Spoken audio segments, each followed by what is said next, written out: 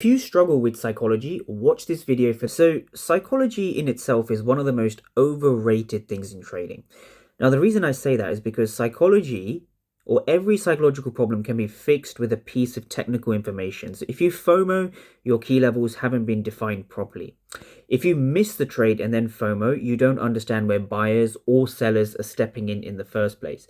If you revenge trade, again, you have no idea where your key levels are. And if you hesitate, number one, you're risking too much. And number two, you mistime the market because you don't truly understand where the supply and demand zones are, right? So every market in the world, including Forex, futures, crypto, and gold, they all work on supply and demand. Every market in the world works on supply and demand. This is the basics of economics. So your job as a trader is to understand where these zones are and just trade in line with those zones, right? It doesn't matter whether you're using a market structure shift or a liquidity sweep or a fair value gap or an EMA or an Elliott wave or a trend line or a support and resistance. If you understand where supply and demand zones are, you can fundamentally make money, right? Because every trader in the world, when they're successful, sells from a supply and buys from a demand.